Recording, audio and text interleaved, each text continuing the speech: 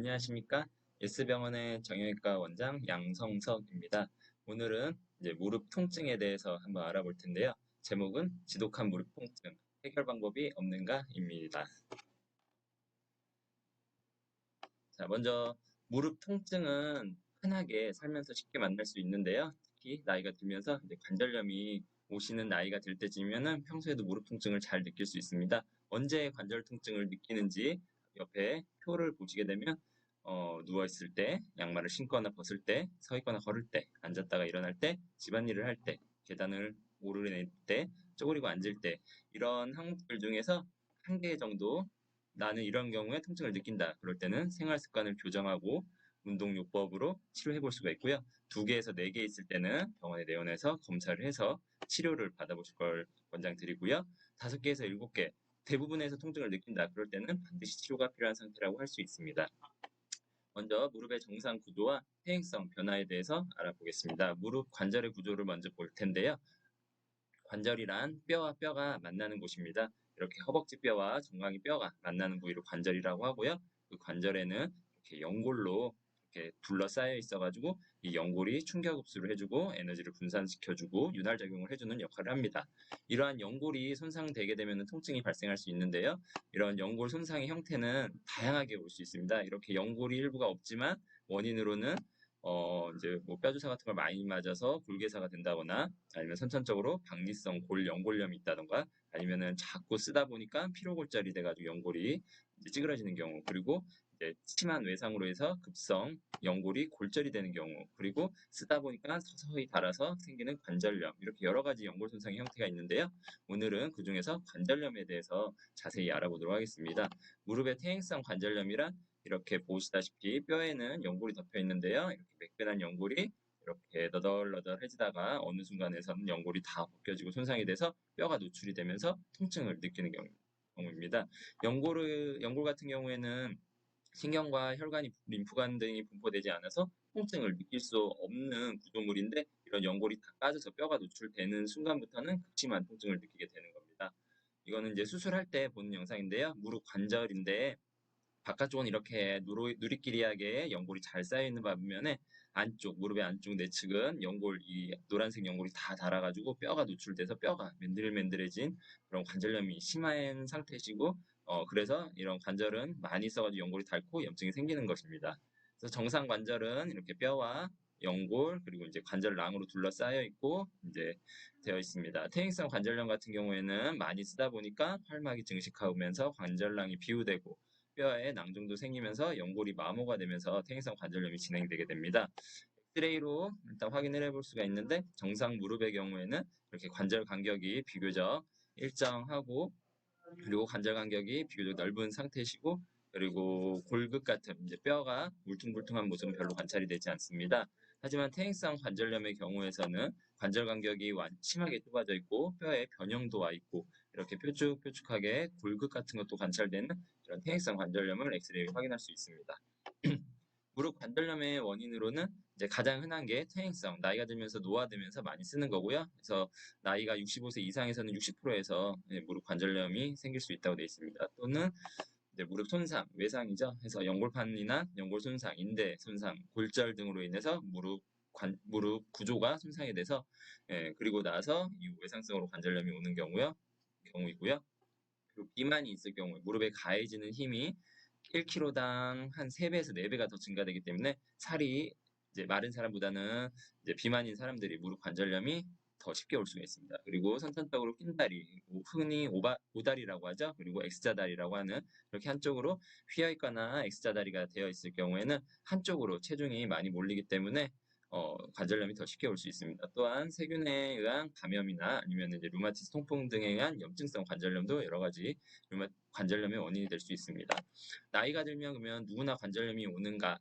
그거는 나이가 들면서 퇴행은 오지만 정도의 차이는 다 있습니다. 잘만 관리하시면 이렇게 85세 할머니도 관절염 초기로 해서 그냥 나이에 맞는 노화 정도의 관절염 초기 정도로 가지실 수도 있지만 이렇게 44세 여성이지만 외상이 있었다거나 아니면은 반복적으로 많은 일을 써가지고 무릎이 많이 닳은 경우에는 젊은 나이에도 이렇게 관절염이 올 수 있습니다. 그래서 퇴행성 관절염의 증상과 징후는 초기에는 걸을 때 통증이 느끼고 뭐 소리가 나거나 아니면 뻣뻣하다는 증상을 좀 느낄 수 있고요. 이제 진행하게 되면은 계단 보행이 어렵고 그리고 이제 앉았다 일어났다 하는 서기가 어려운 증상이 생깁니다. 그러면서 무릎이 붓고요. 그래서 무릎에 물도 차고요. 예, 그래서 열감도 느껴지고 걸을 때마다 근육이 아프다고 합니다. 더 심해지게 되면은 근육이 위축이 오고 다리가 이렇게 오다리 변형이 많이 심해지고요. 그리고 걸을 때 이제 뒤뚱뒤뚱 걷는 그런 보행장애도 생길 수 있고요. 관절 연골이 닳고 뼈가 닳면서 이제 골 결손이랑 이러한 다리 변형이 발생할 수 있습니다. 그래서 퇴행성 관절염 어떻게 진행되는지를 먼저 보면은 초기 1단계에는 이제 뼈를 둘러싸고 있는 연골이 닳아서 두께가 조금씩 얇아지는 단계고요. 그리고 2단계에는 이런 연골이 닳고 부셔져 가지고 부서진 연골 조각들이 떠다니고 표면이 울퉁불퉁해지고 이러한 연골 조각들이 생기면 그걸 없애기 위한 또 다른 염증 세포들이 생겨서 그 염증 세포들이 무릎 안에 있는 새로운 정상적인 관절도 공격을 하면서 관절염이 더 심해지게 됩니다. 그래서 3단계가 되면 연골이 많이 손상돼 이제 뼈가 서서히 노출되는 단계고요. 염증이 심해지는 단계입니다. 4단계에서는 이제 연골이 다 닳아서 뼈가 맞닿고 염증도 심한 상태입니다. 그러면서 통증이 유발되고요. 그래서 엑스레이로 병원에서 쉽게 나의 관절염 정도를 엑스레이로 확인해 볼 수 있습니다. 일단 1기 정상인일 경우에는 관절 사이에 뼈 간격이 비교적 일정합니다. 그러면서 이제 2기 초기에 이제 관절염 초기가 들어서면은 관절 간격이 좁아지기 시작하고 이런 골극 같은 뼈 돌기체가 생기기 시작합니다. 그다음 이제 3기 중기가 되게 되면은 관절 간격 누가 보듯이 확연하게 좀 좁아지는 것을 알 수 있고 골극이 더 튀어나오고 그리고 다리 변형도 오면서 이제 골에 경화도 발생됩니다. 그리고 이제 4기 말기에는 뼈가 직접 닿아서 너무 아프신 상태고 이때는 연골이 거의 남아있는 상태가 없고 뼈가 닳아서 뼈에 변형도 생기고 오다리도 더 심해지고 골극도 심해지고 경화도 더 심해지는 단계입니다. 이러한 관절염 이제 고칠 수 있는 병이냐 고치지 못하는 병이냐 이제 말이 많은데요. 이제 대부분의 사람들이 나이도 많은데 병원 가면 뭐 수술만 하자 하고 뭐 낫지도 않고 고생만 하는 거 아닌가 그렇게 생각하기 쉬운데 이제 고칠 수 있는 병인지 고치지 못하고 관리를 해야 되는 병인지를 정확히 구분해서 고칠 수 있는 병이면 병이 진행되지 않게 고쳐줘야 결과가 좋고요. 고치지 못하는 병은 빨리 진행되지 않게 그 진행 속도를 늦추는 방향으로 해서 치료 방향을 적절하게 결정해야 됩니다. 그래서 퇴행성 관절염의 치료 방법을 보게 되면은 일단은 경증일 때 그리고 가장 기본적으로 먼저 해볼 수 있는 게 가장 중요한 게 이제 운동이고요. 운동을 하는 거는 약을 먹는 것만큼의 효과가 있는 걸로 되어 있습니다. 그렇게 해서 운동을 해서 근육을 튼튼하게 해서 관절을 보호해주고 보호대 같은 거 차는 거 그리고 초반에는 체중 조절 같은 이런 생활 습관을 교정하는 걸로 해서 이제 관절염 경증이나 초기에는 치료해 볼 수 있고요. 그렇게 관절염이 좀 더 진행이 돼서 이제 중등도 보통 정도의 상황이 되면은 앞서 말한 그런 생활 습관 변경과 함께 약물요법을 시작해 볼 수 있습니다. 뭐 간간이 아프다 그러면 단순 진통제만 드셔도 되고요. 붓고 열감이 나고 물이 찼는다 하면 소염 진통제도 복용해 볼 수 있습니다. 이러한 약물요법이 효과가 없으면 주사 같은 치료도 해 보실 수 있고요. 더 심해지게 되면은 이제 내시경 관절경 수술이나 아니면 이제 줄기세포 치료 아니면은 이제 다리에 휘어진 다리를 교정하는 절골술 같은 수술을 할 수 있고요. 연골이 다 닳아서 이러한 방법을 다 써도 효과가 없다. 그러면은 최종적으로는 인공관절 수술을 할 수 있습니다.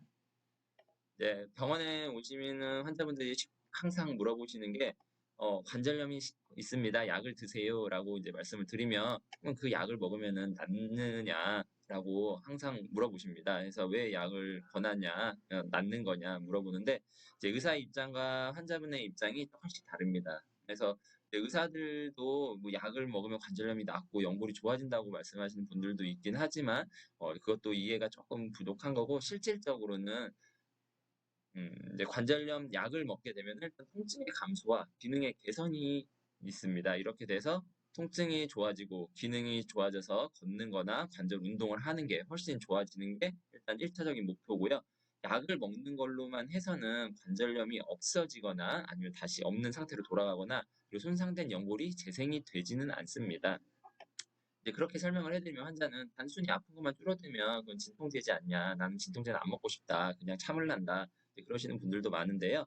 아까 말씀드렸듯이 단순히 통증만 감소하는 게 아니라 이제 무릎 관절에 있는 염증과 부종 그런 거를 감소시켜서 이 관절염이 앞으로 더 진행되는 것을 늦춰주고 그리고 막아주는 효과가 있는 거고요. 진통소염제를 먹을 때. 그리고 아까 말씀드렸듯이 관절 기능의 개선이 되면은 훨씬 더 생활하시는 데 편하십니다.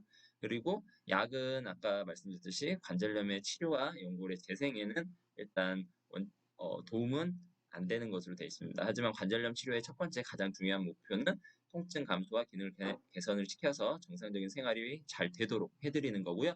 관절염이 재생은 안 되고 회복은 안 되지만 앞으로의 진행을 막아서 추후에 인공관절 하는 걸 최대한 늦추는 게 치료의 목표인 겁니다. 그러면 어떤 약을 복용하나?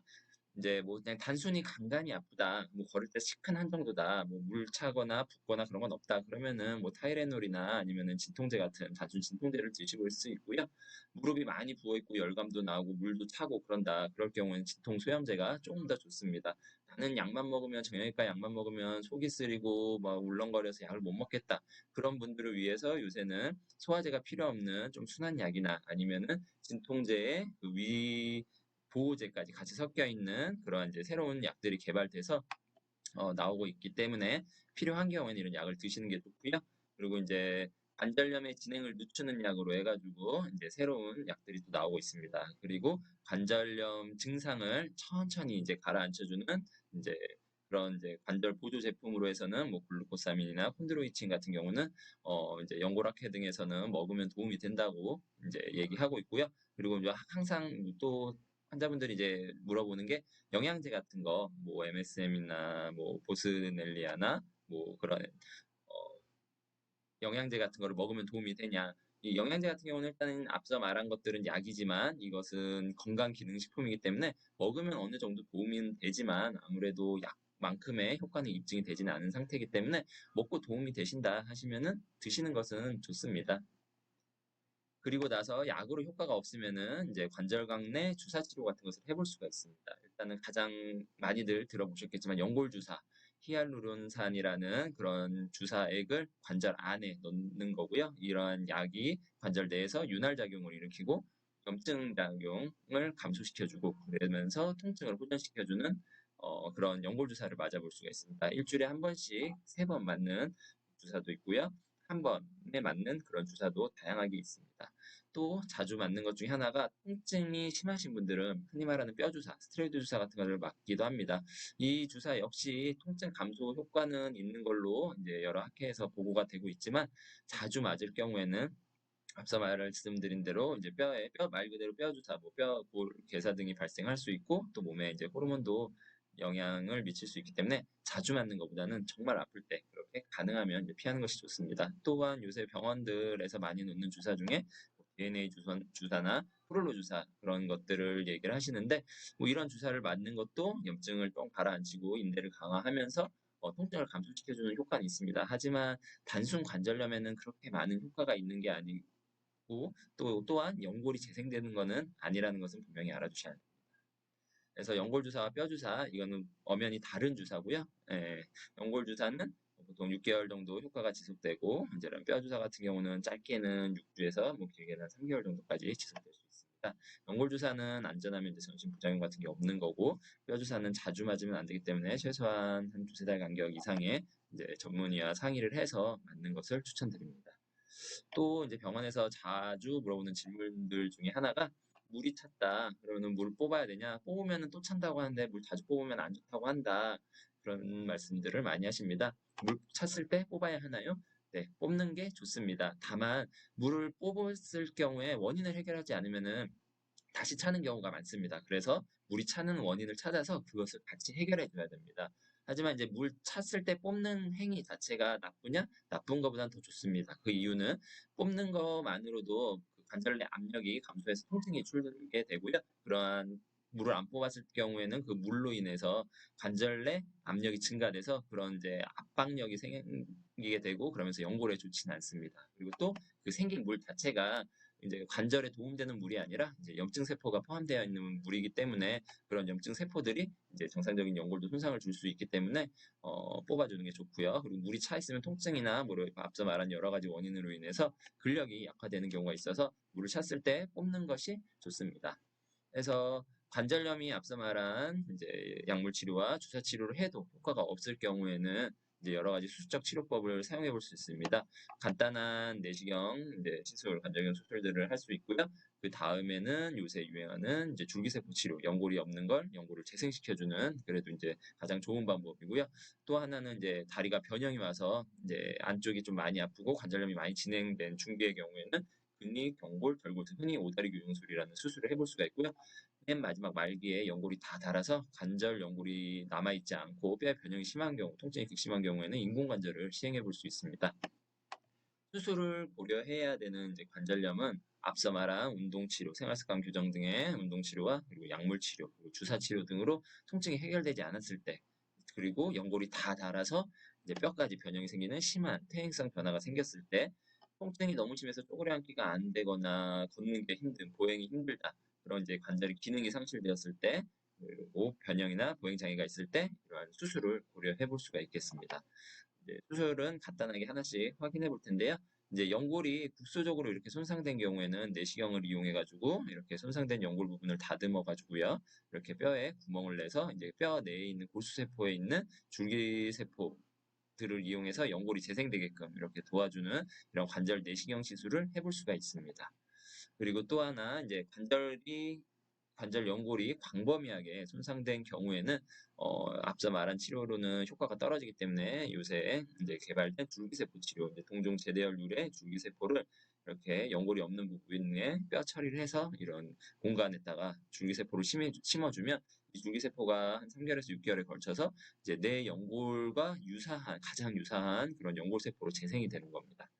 그 다음 이제 오다리 변형이 심하거나 이제 관절염이 한 중기 정도 이제 변형까지 진행된 경우에는 이런 오다리 교정술, 절골술을 많이 하게 됩니다. 그래서 내반 변형이 되고 안쪽으로 관절염이 특히 심한 경우에는 이렇게 휘어 있는 다리를 이렇게 정강이 쪽에서 절골을 해서 교정을 해줘서 이렇게 다리를 펴주고 아니면은 이제 관절염이 심한 경우에 따라서 다리를 더 외반 쪽으로 교정해주는 치료를 해볼 수 있습니다. 그래서 뭐 나이가 많지 않은 젊으신 분들 50대에서 65세 뭐 사이에 이제 너무 비만하지 않은 환자분들한테 치료를 하고요. 어, 치료를 하면 한 8, 90% 정도에서는 좋은 결과를 보고하고 있습니다. 그래서 이런 교정술은 인공관절을 하기 전에 인공관절을 늦추기 위해서 관절염 중기 정도에 고려할 수 있는 수술이고요. 보통 한 10년 정도에서 이제 좋은 결과를 계속 기대할 수 있고 그 이상 뭐 15년 돼도 한 50%에서는 좋은 결과를 보이는 것으로 되어 있습니다. 가장 마지막 치료로는 이제 인공관절인데요. 인공관절 수술은 이제 연골이 결손이 너무 커서 연골 다 닳아가지고 앞서 말한 줄기세포나 교정술로는 치료 효과가 없을 것 같은 경우에 이렇게 연골이 광범하게 손상된 부위를 이렇게 뼈와 함께해서 다 같이 절제를 하고요. 이렇게 기존에 나와 있는 인공관절을 이렇게 싹 넣어줘서 새로운 인공관절로 대체해주는 수술입니다. 그래서 이렇게 관절염이 심할 경우에 조금 젊으신 분들 같은 경우는 이렇게 반치환술, 부분치환술을 할 수 있고요. 나이가 조금 있으신 분들은 이쪽 관절염이 또 추가적으로 진행할 수 있고 남은 부위가 또 아플 수 있기 때문에 이렇게 전체 인공관절 치환술을 해볼 수 있습니다.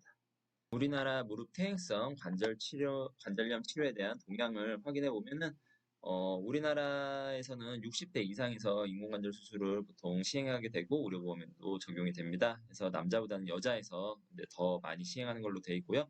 왜냐하면 이제 여성 같은 경우는 이제 이제 폐경 이후에 이제 관절염이나 이제 골다공증이 심해지면서 더 쉽게 관절염이 오기 때문에 여자에서 더 비율이 높고요. 인공관절 이제 전체 치환술의 경우는 보통 65에서 74세, 좀 더 고령에서 많이 시행하고 무릎 인공관절 부분 치환술의 경우에서는 좀 더 젊으신 나이, 55세에서 74세 사이에서 많이 시행하게 됩니다. 무릎 결골술은 이제 이런 인공관절을 하기 전에 내 관절을 더 살릴 목적으로 좀 더 젊은 나이에 45세에서 64세 미만에서 많이 시행하게 됩니다. 그래서 뭐 수술 사례 간단하게 몇 개 보여드리면 수술 전에 이렇게 관절 연골이 다 닳아서 뼈와 맞닿고 있고요. 오다리 변형이 많이 심하신 상태인데 이렇게 인공관절 수술해서 다리를 예쁘게 쫙 펴놓고 관절 간격을 충분히 회복시켜준 경우입니다. 그리고 이런 인공관절 수술을 하고 나서 뭐 일상생활이 불편한 거 아니냐 그러는데 수술하고 나서도 이렇게 양반다리나 뭐 이렇게 쪼그려 앉는 거나 무릎 꿇는 거 다 하실 수는 있습니다. 다만 인공관절이 그것도 관절이고 수명이 있기 때문에 보통 수명은 15년에서 20년으로 보거든요. 그래서 이런 동작을 할 수는 있지만 많이 하게 되면 그 관절 연골도 상할 수 있기 때문에 이제 좀 조심하라고 말씀을 드리는 편입니다. 그래서 뭐 이런 인공관절 수술에 대한 이제 무서운 소문들, 막 이제 무릎이 아프셔도 막 수술을 못 하겠더라, 뭐 하고 나면 엄청 아프다더라, 수술해도 결국은 계속 아프다더라, 뻗정다리가 된다더라, 오래 못 쓴다더라 그런 말씀들을 많이 하는데요. 정확한 이해가 필요합니다. 뭐 당연히 수술을 하니까 아까 말씀드렸듯이 뼈를 깎아내는 통증은 초반에는 있지만 보통은 그런 이제 수술해서 아픈 거는 한 1, 2주 지나면 많이 좋아지고요. 수술해도 결국 똑같더라. 보통 이제 수술하고 나서 환자분들이 한 두세 달만 돼도 일상생활은 어느 정도 가능하시고요. 통증은 많이 좋아지고 이제 수술한 거를 까먹고 이제 정상적으로 편하게 이제 완전히 쓰는 거는 평균적으로 1년 정도로 되어 있습니다. 1년 정도 지나서는 이제 수술한 것도 무릎 까먹고 아프기 이전처럼 잘 쓰는 경우가 훨씬 더 많습니다. 한 90%에서는 그렇게 돼 있고요. 뻗정다리가 된다더라. 예전에는 조금 뭐 인공관절 기구도 초기에는 좀 그런 경우가 있었지만 요새 나오는 것은 이런 관절 간격도 일정하게 잘 맞출 수 있고 또 요새는 로봇을 이용한 인공관절 수술도 있기 때문에 이러한 뻗정다리가 되는 경우는 극히 드뭅니다. 수술하고 나서 재활 치료만 잘 하시게 되면은 쭉 펴지고 그리고 잘 굽혀지는 그런 잘 쓸 수 있는 다리를 만들 수 있습니다. 수명이 얼마가 안 되더라. 이제 수명도 점점 좋아지고 있어서 요새는 뭐 한번 수술하게 되면 15년에서 20년 평균적으로 그 정도 쓴다고 돼 있고요. 사람에 따라서 물론 좀 덜 쓰시는 분도 있겠지만 더 오래 한 20년 이상 쓰시는 분들도 많이 계십니다.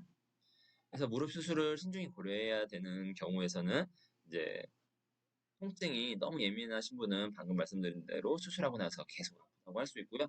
일상 활동이 거의 없으신 분 같은 경우는 기력이 없으셔서 재활 치료가 많이 힘들 수 있습니다. 그리고 인공관절 무릎 주변으로 상처가 있거나 그러면은 세균, 관절 감염증을 앓은 분들 이런 경우는 이제 인공관절을 넣었을 때 그쪽으로 염증이 생기고 감염이 생겨서 인공관절 수술을 실패할 수가 있기 때문에 안 하는 게 좋습니다. 그래서 골수염이나 세균성 관절염이나 그리고 무릎에 직접적인 상처가 당장 있어서 치료가 필요한 상태에서는 하기가 어렵고요. 그리고 이제 수술을 요하는 다리에 혈관 문제가 있는 분이나 이제 심한 피부 질환이나 아니면 이제 다른 무릎 때문에 못 걷는 게 아니라 허리나 아니면 이제 고관절 쪽 통증으로 인해서 못 걷는 분들이 무릎 수술을 하고 나서도 못 걷기 때문에 그럴 경우에는 혈이 부족해서 수술 결과가 떨어질 수 있습니다. 그렇기 때문에 이런 경우에는 무릎 수술을 신중히 고려하셔야 됩니다. 그래서 무릎 인공관절 수술이 좋은 결과를 얻기 위해서는 좋은 의료진과 잘 수술해드려야 되고 그리고 좋은 인공관절 기구 그리고 환자분도 역시 좋은 충분한 재활 운동을 잘 해야 통증도 줄고 기능도 잘 회복될 수 있습니다. 그래서 무릎 관절염 통증 예방이 최선의 치료입니다. 그래서 그러면은 어떻게 예방을 하냐? 네.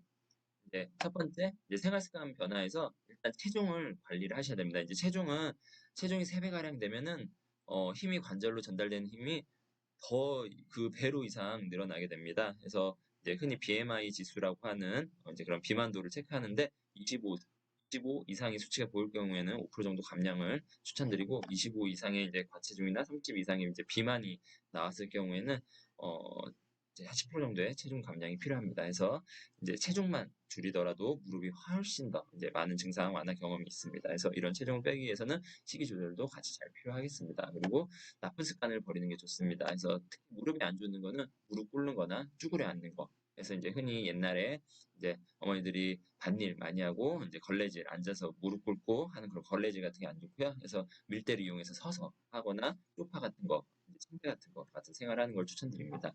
그리고 이제 무리한 등산이나 이제 무릎을 아픈데도 아니면은 이제 평소 자기가 하는 것보다 훨씬 더 많은 양이나 힘들게 이제 그렇게 무리한 운동을 하게 되면은 별로 좋지는 않고요. 바닥 생활보다는 아까 말씀드렸듯이 소파나 식탁, 의자 생활 같은 게 하시는 게 더 좋고요.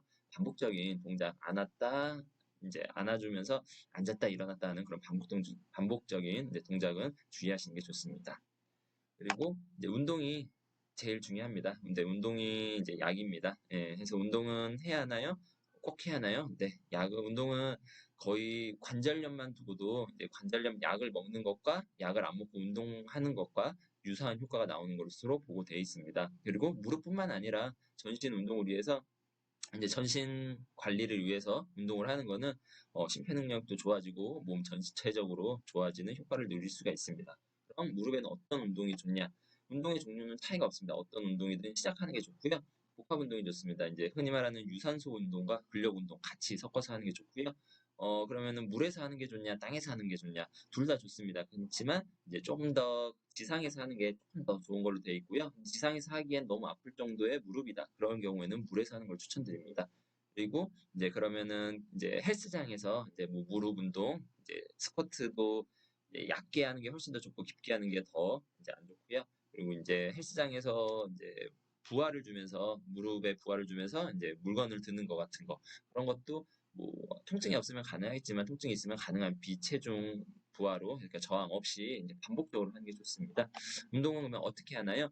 이제 그냥 한두 번 하는 건 솔직히 의미가 없습니다. 일정량 이상의 운동이 필요하고요. 일정 수준 이상의 근력이 어느 정도 취득이 돼야 증상 개선이 보입니다. 그래서 뭐 일회적으로 뭐 한시적으로 잠깐 하는 정도의 운동은 효과가 없기 때문에 강도는 너무 세게 하거나 뭐 약하게 하거나 뭐 그 강도도 뭐 물론 중요하겠지만 그거보다는 정기적인 간격으로 일정 기간 이상 꾸준히 하는 게 더 중요합니다.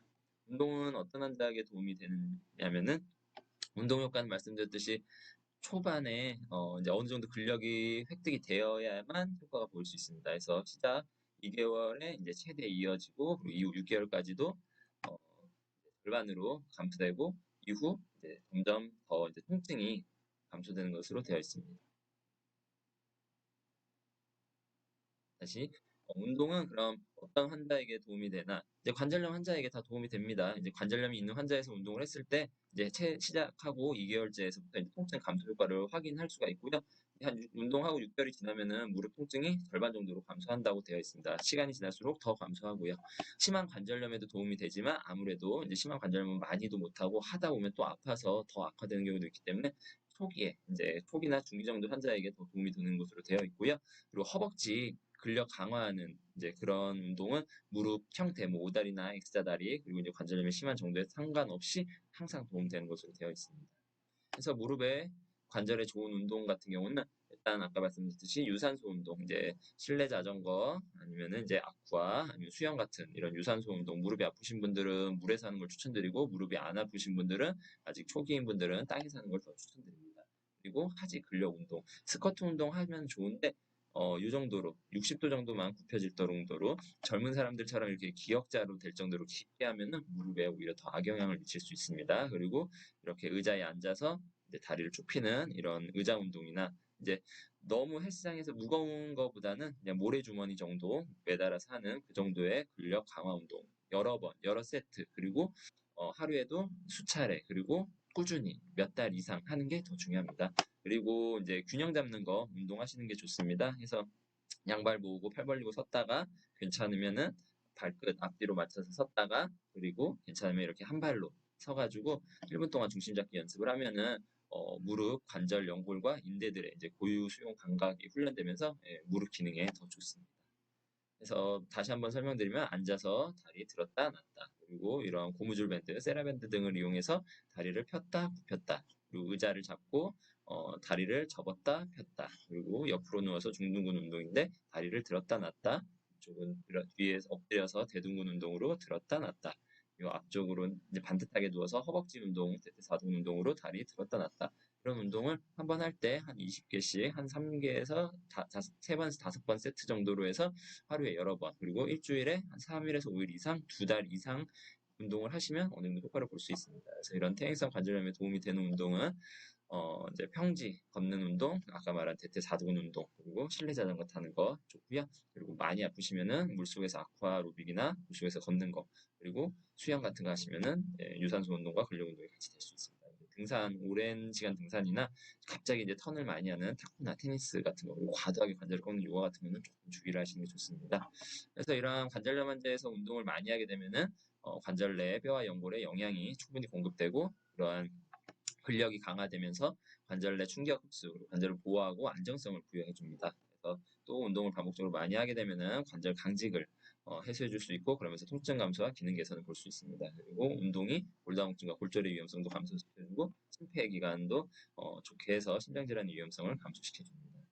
근데 운동할 때 이제 대부분의 이제 노인분들이시기 때문에 운동하시다가 심하게 숨이 차거나 천식 같은 증상, 기침이 심하거나 이제 근육이 막 갑자기 뭉쳐서 경련이 나거나 땀이 평소보다 심하게 나거나 가슴이 아프거나 어지럽거나 그리고 운동하고 나서 그날 저녁이나 다음날까지 쉽게 회복이 안 되는 경우, 구토하는 경우, 그리고 운동하고 나서 통증이 지속되는 경우에는 운동 시 위험 증상입니다. 이럴 경우에는 병원에 방문해서 전문의의 진찰을 받아보시는 걸 이제 관절염 예방 가장 중요한 것은 이제 생활 습관 변경 그리고 꾸준한 운동, 체중 줄이기 등을 이런 세 가지를 통한 이제 예방이 필요하고 예방을 해도 아픈 경우에는 아까 말씀드렸듯이 약물 치료를 하고 주사 치료하고 그렇게 해도 안 될 경우에는 이제 수술 치료를 해서 관절 통증을 없애고 기능을 개선시켜서 정상적으로 100세까지 잘 쓸 수 있도록 관리를 하시면 되겠습니다.